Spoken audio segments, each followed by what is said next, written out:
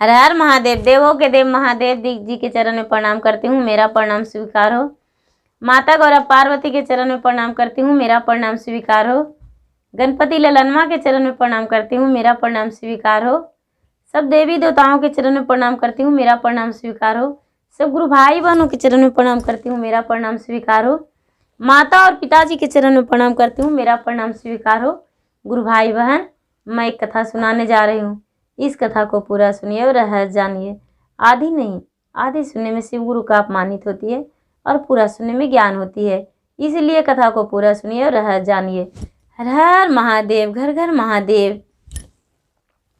गुरु भाई बहन, एक राजा थे। एक राजा थे, वो गांव में रहते थे। राजा साहब बहुत अच्छे राजा थे। राजा साहब क्या करते थे कि सवेरे उठकर और थोड़ी सी दाना ले देते थे। अब दाना लेकर अपने हाथों से पंछी को प्रतिदिन दाना देते थे, दाना खिलाते थे। राजा को देखते ही पक्षी पूरा चिहकने लगती थी, च्यू च्यू च्यू च्यू करने लगती थी और सारी पक्षी राजा के आगे पीछे दौड़ने लगते थे और सारी पक्षी दाना चुग चुग के खाने लगती थी। राजा बड़े खुश हो जाते थे, इन्हें बहुत अच्छा लगता था। दाना पक्षी को खिलाना बहुत अच्छा लगता था और पक्षी को देख देख के ये राजा बहुत खुशी थे, अच्छा लगता था। ये प्रतिदिन पक्षी को दाना खिलाते थे और खिला खिला के और घर आते थे। इनको लगता था, अपने पत्नी से दुख सुख बांटते थे कि पक्षी जो है वो पक्षी खाता है दाना तो मुझे आनंद मिलता है, अच्छा लगता है। उनकी पत्नी कहा करती थी, अच्छा है जी, आप दाना खिलाया कीजिए, अच्छा के बात है, अच्छा है। एक दिन का बात है कि राजा साहब पक्षी से बोले कि आपसे हम कुछ बताना चाहते हैं, क्या आप मेरे घर रह सकते हैं? सारी पक्षी बोली, नहीं महाराज, हम खुली हवा में रहने वाले हैं। हम पेड़ पौधा पे घोंसला लगाते हैं और खुली हवा में उड़ते हैं, रहते हैं। आपके घर रहेंगे तो जीवन का खतरा हो जाएगा, आप खुली हवा में उड़ने नहीं दीजिएगा, इसीलिए आपके घर हम नहीं रह सकते हैं। नहीं राजा साहब, हम नहीं जाएंगे। पक्षियों की भाषा राजा साहब समझते थे। पक्षियों की भाषा राजा साहब समझते थे और इस बात को सुनकर राजा दुखी हो गए, उदास हो गए। एक पक्षी जो थी वो पति पत्नी थी, वो राजा से बोली, राजा साहब आप उदास मत होइए, आपके घर हम चलेंगे, लेकिन आप मुझे बांध कर नहीं रखिएगा, पिंजड़े मत बना दीजिएगा मेरे लिए, मुझे खुली हवा में उड़ने के लिए छोड़ दीजिएगा। प्रतिदिन हम आपके घर जाएंगे और प्रतिदिन हम खुली हवा में उड़ने चलाएंगे। राजा बोले, ठीक है, अच्छा है। राजा इतना कह के और जाने लगे तो पीछे पीछे ये जो पक्षी था वो चला गया। जब चला गया तो पक्षी देख रहा है कि राजा का कोई संतान नहीं है। अपने जो पक्षी थी अपने पंछियों से बोली, अरे देखते हैं राजा के घर में कोई बालक नहीं है, राजा कितना दुखी रहते होंगे, ये तो बहुत दुख की बात है। राजा जो थे वो राजा मंदिर में पूजा करते थे। राजा के राजमहल में मंदिर था और जो राजा के घर में गई थी पक्षी, वो राजा जहां मंदिर जाते थे पूजा करने को लिए, तो वहां अपने चोंच से भर के और जल ले जाती थी पक्षी और मंदिर में चढ़ाती थी। राजा देखते थे और देख देख कर उन्हें खुशी मिलता था कि हाँ, पक्षी जो है वो भगवान का पूजा करती है।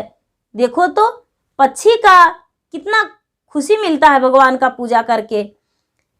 उस समय भी राजा कहते थे कि मेरा घर में मंदिर है, चलो पक्षी रानी और मेरे घर में तू पूजा करना, लेकिन पक्षी कभी तैयार नहीं होती थी और पक्षी प्रतिदिन पूजा करती थी। जब पक्षी रानी राजा के घर आई तो राजा पूजा करते थे, तो ये पक्षी रानी भी राजा के साथ जाकर और थोड़ी सी जल में नहा लेती थी और चोंच में पानी भर के और शिवलिंग पर चढ़ाया करती थी। अपने चंगुल से अक्षत पुष्प सब कुछ शिवलिंग पे चढ़ाया करती थी और चढ़ा के पूजा मंजूर करती थी, पूजा भगवान के करती थी और कहती थी कि हे भगवान, जो राजा की खुशियां चाहिए वो राजा के दे दीजिए।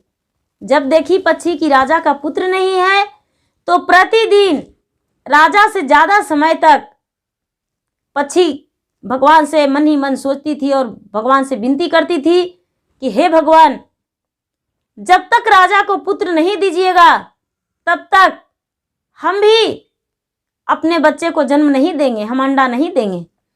जब राजा के पुत्र हो जाएगा तभी हम अपना बच्चे को जन्म दे सकते हैं। यही बात करके पति पत्नी दोनों प्रतिदिन पूजा करती थी और मन में ठान रखी थी कि जब तक राजा के संतान नहीं होगा तब तक हम भी संतान को जन्म नहीं देंगे। भगवान महादेव अपने अर्धांगिनी सती से बोले, पार्वती से, कि एक पक्षी जो है वो राजा के लिए मोहित हो बनी है। वो कहती है कि जब तक राजा साहब को पुत्र नहीं दीजिएगा भगवान महादेव तब तक हम भी अपने बच्चे को जन्म नहीं देंगे। क्या करूं, क्या होना चाहिए? माता पार्वती कहते हैं, महाराज, राजा को पुत्र दे दीजिए, आप राजा को पुत्र को जन्म दे दीजिए राजा के घर में। महादेव कहते हैं, अरे किसके भाग का काट लूं और किसके भाग का काट के हम राजा के घर में पुत्र को जन्म दे दे। कहते हैं ये माता पार्वती, नजर उठा के देखिए, किसी का पुत्र का तो जरूर मृत्यु होगा, जिसका पुत्र का मृत्यु लिखा होगा उसका मृत्यु हो जाएगा और राजा के ओद्र में, रानी के ओद्र में बच्चा जन्म ले लेगा, हो जाएगा, गर्भवती रानी हो जाएगी। एक कोई इंसान थे, उनका बेटा बीमार था और वो बच्चा अपतब में था और वो बच्चा का मृत्यु होने वाला था। भगवान का लिखा हुआ तो कोई मिटाता नहीं है। उस बच्चा को मृत्यु हो गया और रानी गर्भवती हो गई। रानी धीरे धीरे समय आने पर 9वां महीना के बाद रानी को गर्भ से एक सुंदर पुत्र पैदा लिया। जब सुंदर पुत्र पैदा लिया तो ये पक्षी और पक्षियों दोनों मिलकर आपस में बातें करती है कि हमें तो राजा पोसे पाले और दाना खिलाए, तो भगवान से विनती किए तो राजा का पुत्र हो गया, लेकिन हम लोग भी अब एक हो जाते और हम भी चाहते हैं कि मेरा भी बच्चा हो जाए। कुछ दिन के बाद वो जो पक्षी थी राजा के घर में एक अंडे दी तो राजा सोचते हैं कि अरे मेरा पुत्र कितना भाग्यशाली है, मेरा पुत्र का जन्म हुआ तो पक्षी ने भी एक अंडा दिया, कितना अच्छा है, मेरा पुत्र के आने से पक्षी का भी संतान हो गया। लेकिन राजा को ये पता नहीं था कि पक्षी को आने से मुझे संतान हुआ है। राजा प्रतिदिन जैसे जंगल में दाना खिलाने जाते थे, वो प्रतिदिन दाना खिलाते ही रह गए और घर में भी इसको दाना दे देते थे। पक्षी को लिए बिचाली थोड़ी सी दे दिए थे। राजा साहब बिचाली में घोंसले लगा ली थी और बिचाली में घोंसले लगाकर वो पक्षी रहती थी। उसके जो बच्चे थे, वो बच्चे से राजा का पुत्र को खिलाया जाता था। उनको जो खिलौनिया था वो खिलौनिया बच्चे को निकाल के और राजा को पुत्र को खिलाता था। ये जो पक्षी थी राजा के पुत्र के सामने चहचहा के उड़ती थी और बच्चा जो था वो खुश हो जाता था। ये जो बच्चा जब खाने लायक हो गया राजा के, तो ये पक्षी थी जंगल में जाती थी और जंगल से जाकर एक फल पहले लाकर और उसको राजा को बच्चे को दे देती थी और दूसरा फल अपने बच्चे को लिए लाती थी। ऐसे करते करते वो पक्षी ने कई बच्चे का जन्म दी। बच्चा को पंख हो जाता था, जंगल में चला जाता था, लेकिन वो पक्षी जो थी राजा के घर ही रहती थी। धीरे धीरे बच्चा एक करीब बड़ा हो गया, 4 साल 5 साल के हो गया, राजा का पुत्र बड़ा हो गया और ये जो पक्षी रानी थी वो पक्षी अंडा दी, बच्चा उसमें निकला और जब बच्चा निकला तो बच्चा धीरे धीरे वो बड़ा हो गया था, उड़ता था नहीं। और जो बच्चा था राजा साहब का बच्चा, वो बच्चा क्या किया कि घोंसले से इसका बच्चे को निकाल लिया, पक्षी का बच्चे को निकाल लिया और निकाल के और उसका गला दबा दिया।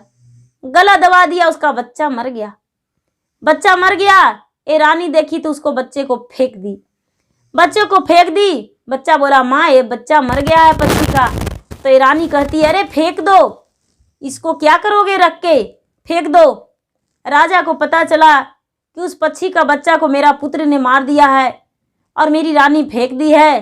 तो राजा बहुत नाराज हुए अपनी पत्नी पर और अपने पुत्र पर, लेकिन नाराज होकर भी क्या करते, जीवन दान तो नहीं दे सकते थे। ये जो पक्षी थी, पक्षी आई, दोनों पक्षियों दोनों आए और आकर देखें कि अरे मेरा पुत्र तो है ही नहीं, मेरा बच्चा कहाँ गया। रानी बोली अरे तुम्हारा बच्चा मर गया है, तूने फिर बच्चे को जन्म दे देना, तुम्हारा बच्चा फिर से हो जाएगा। ये पक्षी दुखी हो गई, दुखी होकर बोली कि हाँ हम दूसरे बच्चे को जन्म दे देंगे, कोई बात नहीं। गुस्से में राजा के जो पुत्र था वो राजा के पुत्र के अपने चंगुल से आंख फोड़ डाली, आंख फोड़ डाली और आकाश में उड़ गई। राजा विनती करने लगे कि पक्षी रानी तू मेरे घर आ जाओ, क्यों तू जा रही हो आकाश में उड़ के। ये पक्षी कहती है नहीं राजा साहब, हम आपके घर नहीं जा सकते हैं। हम आपके घर क्यों जाएंगे, आपके घर तो हम आपका नमक खाए थे, आपने दाना खिलाए थे, तो आप निसंतान थे। तो आपके लिए हम भगवान से प्रार्थना किए, तो जब तक आपका पुत्र नहीं हुआ, जब तक अपने बच्चे को जन्म हम नहीं दिए, आपका पुत्र हो गया तो अपने बच्चे को जन्म दिए, लेकिन हम अपना बच्चे को जन्म दिए तो आपके बच्चे के लिए हम रोज प्रतिदिन जितना आप मुझे दाना खिलाते थे उतना से ज़्यादा आपको बच्चे का फल खिला दिए हैं। जहाँ तक जूठी फल रानी भी खा लिया करती थी, इसलिए आपका कर्जदार हम नहीं हैं, आप मुझे कर्ज नहीं दिए हैं। आपका दाना जितना खाए हैं उतना हम भरपाई कर दिए हैं। हम आकाश में उड़ने वाले और पौधों पे रहने वाले, भला आपके घर कैसे रह सकते हैं। आप खोटा निकले, आपकी पत्नी खोटा निकली, आपका बच्चे खोटा निकला।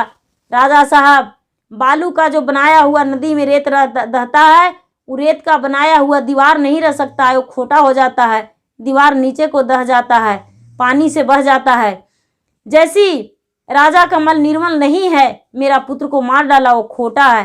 राजा का पुत्र है वो निर्मल नहीं है, आपके घर आएंगे तो आपका बच्चे पत्नी मार देंगे मुझे। नहीं राजा साहब, आपके घर नहीं जा सकते हैं। राजा दुखी हो गए और रानी पूरा गुस्से में चिल्लाने लगी कि उस पक्षी को मारेंगे, ये करेंगे वो करेंगे। राजा बोले अरे मेरा पुत्र तो अंधा ही हुआ है और उस पक्षी का बच्चे का तूने मार दिया। ये रानी फिर से वही बातें बोली, अरे पक्षी का बच्चे मर गया तो क्या होगा, दूसरे बच्चे को जन्म दे सकती है वो। राजा बोले तो तू भी दूसरे बच्चे को जन्म दे सकती हो। ऐसा कह के और राजा दाना उठाए और देने चले गए। सुबह शाम दाना खिलाते थे पक्षी को, दाना खिलाने को लिए चले गए, दाना खिलाने को लिए चले गए, दाना खिलाने लगे, लेकिन ये पक्षी नहीं खाती थी, सारा पक्षी उनका दाना खाया करती थी, ये दोनों पति पत्नी दाना नहीं खाती थी। राजा को बरसों बीत गया, फिर से खिलाते दाना, ये पक्षी पर नजर पड़ा, डाल पर बैठी हुई रहती थी। राजा बोले अरे पक्षी रानी, सारी पक्षियां मेरा दाना खाती है, पर तुम क्यों नहीं खाती हो दाना।